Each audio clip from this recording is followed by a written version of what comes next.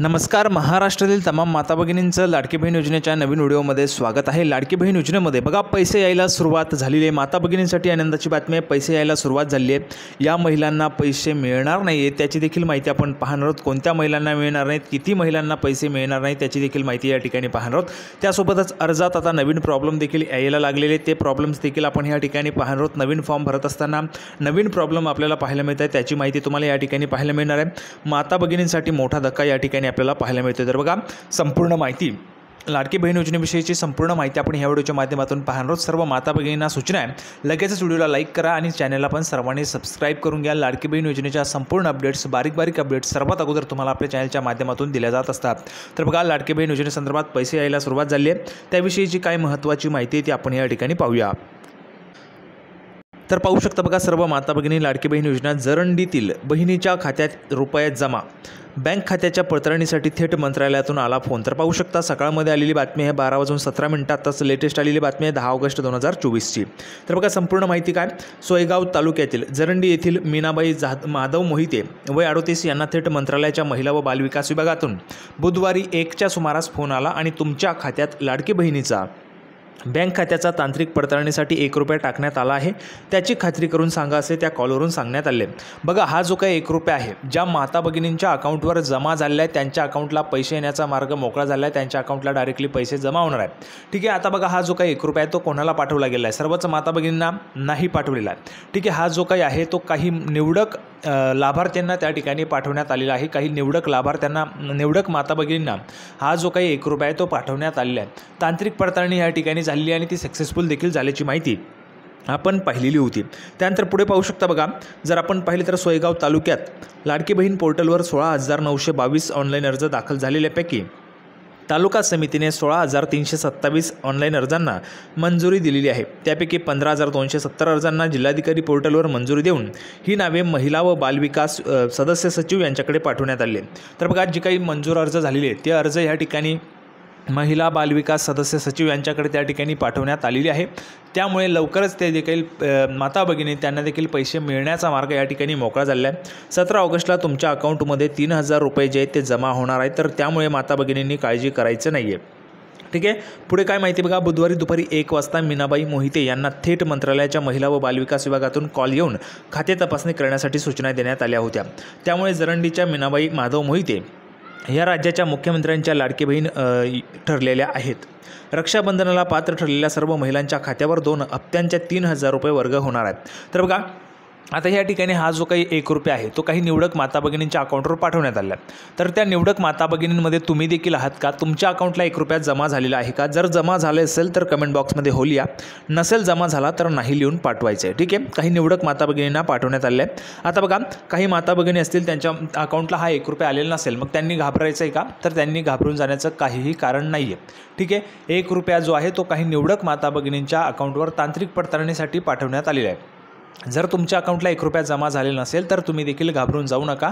तुम्हाला देखील ₹3,000 हप्ता जो आहे तो त्या ठिकाणी मिळणार आहे. 17 ऑगस्टला तुमच्या अकाउंटला पैसे जमा होणार आहेत, म्हणजेच अवघ्या 7 दिवसात तुमच्या अकाउंटला पैसे जमा होणार आहेत. त्यामुळे काळजी करायचं नाही आहे.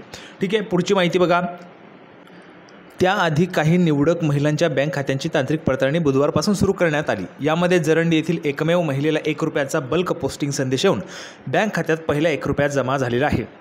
तर बघा ज्या काही माता भगिनी आहेत त्या माता भगिनींना ₹1 ह्या ठिकाणी मेसेज आलेला असेल त्यांनी कमेंट बॉक्समध्ये हो लिहा, की हा मग तुम्हाला जर मेसेज आलेला नसेल तरी देखील तुमच्या अकाउंटला ₹1 जर जमा झाला असेल, कारण काही माता भगिनी असतात त्यांच्या त्या ठिकाणी मोबाईल नंबर जो आहे तो लिंक असतो, काही बंद असतो, किंवा मग काहींना मेसेजेस त्या जी काही सुविधा आहे ती चालू केलेली नसते. त्यामुळे घाबरून जाण्याचं कारण नाही आहे.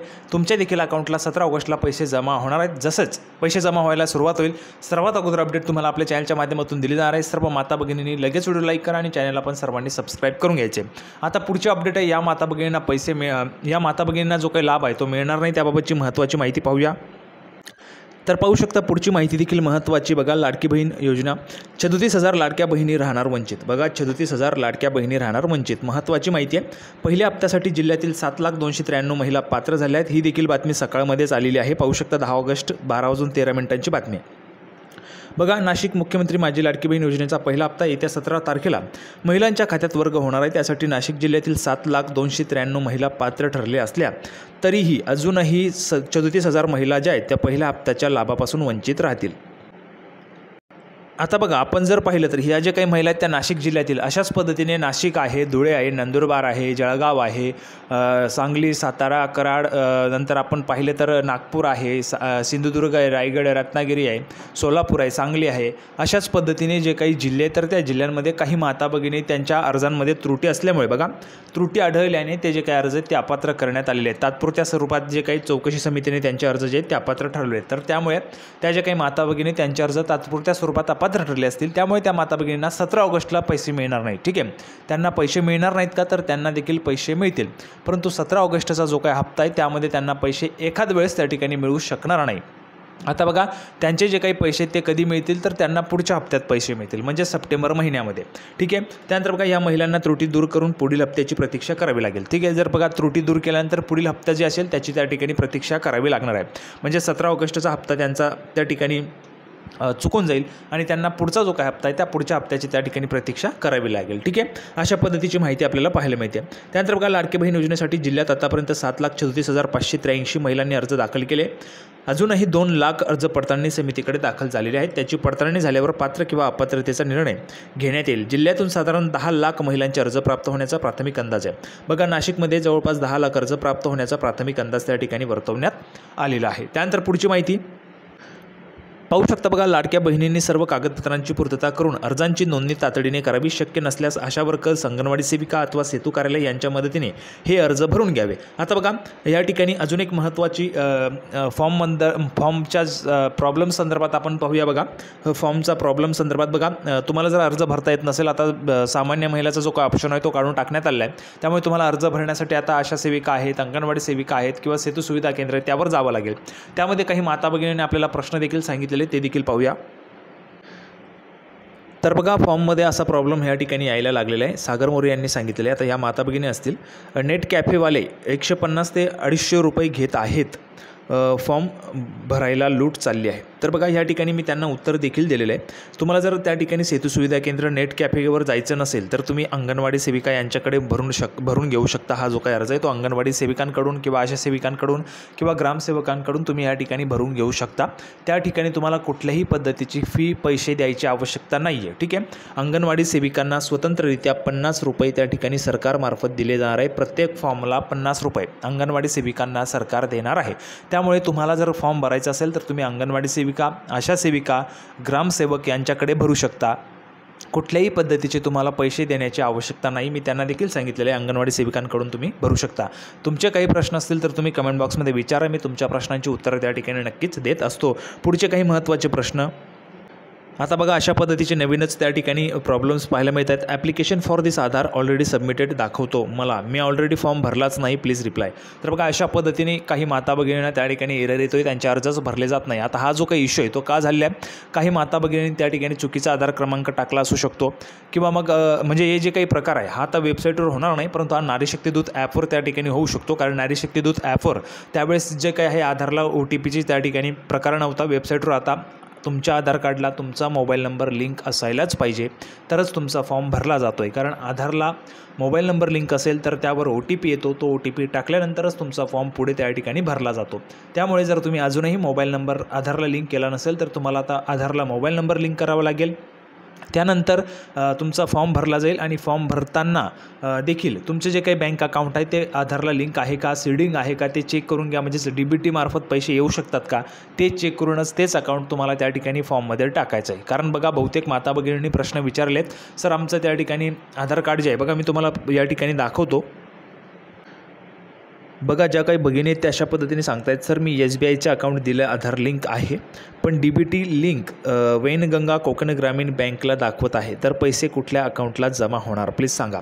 बघा, जे काही पैसे आहेत ते DBT ज्यांना लिंक आहे त्यांनाच येतील, परंतु तुम्ही फॉर्ममध्ये SBIचा अकाउंट नंबर दिलेला आहे। आता हा जो काही सर्वस्वी निर्णय आहे तो त्या ठिकाणी ज्यावेळेस पैसे येतील त्यावेळेस असं आपल्याला कळणार आहे। कारण पैसे हे DBTच्या माध्यमातून येणार आहेत, डायरेक्ट बेनिफिट ट्रान्सफर जे आहे ते आधारच्या माध्यमातून होत असतं आणि तुमचं जे काही DBT आहे ते वैनगंगा कोकण ग्रामीण बँकला लिंक असल्यामुळे तुमच्या त्या अकाउंटला पैसे येऊ शकतात, परंतु तुम्ही फॉर्ममध्ये SBI आहे भरलेलं आहे। आता जे काही पैसे ते आल्यावरच आपल्याला त्या ठिकाणी कळणार आहे की हा जो काही इश्यू आहे तो काय आहे किंवा कशा पद्धतीने सॉल्व्ह केला जातो आहे, ठीक आहे। तर त्या माता भगिनींनी ह्या ठिकाणी ज्यांचं DBT ज्या बँक अकाउंटला लिंक आहे तेच अकाउंट तुम्ही फॉर्ममध्ये द्या आणि फॉर्म मंजूर झाल्यानंतर देखील तुम्हाला एडिट करता येणार नाही आहे।